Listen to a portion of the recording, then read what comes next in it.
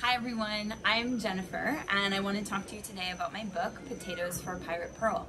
So I'm actually also a kindergarten teacher and the book was designed with a class who was working on a unit about plant life cycles. So the book actually comes from kindergarten Common Core standards about plant life cycles. That's where the idea came from. So let's have a look at it together and we're going to talk about different ways that we can use this book in our classrooms to really enrich our curriculum and our teaching standards.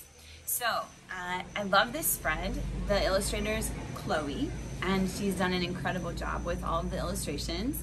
So we can see here that she did a great job here of showing all the different stages of potato growth. So we can use this in a science unit when we're talking about growing different plants and how they work and the plant life cycle of moving from a seed to a small plant to having something real that you can harvest, which you can actually do in your classrooms using potatoes, which is what I did in my classroom. The kids love it. It's always a huge hit every single time, and getting to have Pirate Pearl in your classroom while you're doing this just makes it so much more fun. Pirates make everything more fun. So we can talk about the plant life cycle, which is one of the wonderful things to use this book for. We also can see in the book lots of rich discussion can come from the story about unlikely friendships. So we have Pearl, who's a pirate, and we have Faye, who's a farmer. When I read the book to my class, I love to talk about, did they look the same or different? Did they look about the same age or different ages?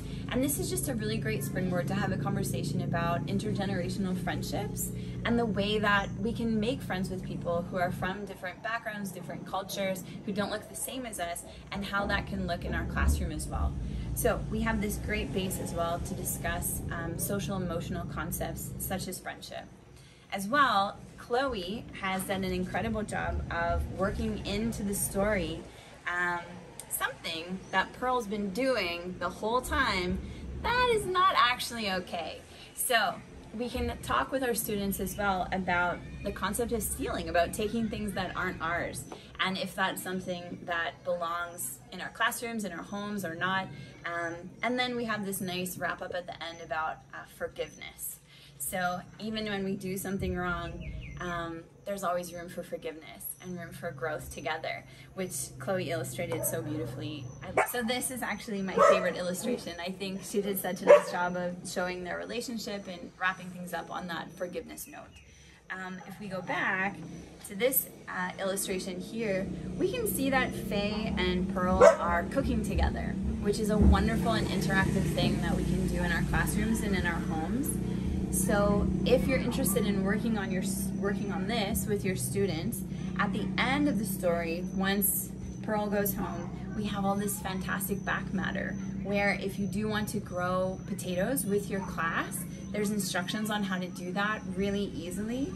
And then you can dive a little bit deeper. We can make hardtack biscuits, and we can also make a really yummy potato soup as well. Then there's some back matter on different kinds of potatoes. So for those students who are just really stoked on potatoes, they can go deeper here at the end of this story. Thank you so much, and I hope that you all have a wonderful time in your classrooms with Farmer Faye and Pirate Pearl and potatoes. Bye!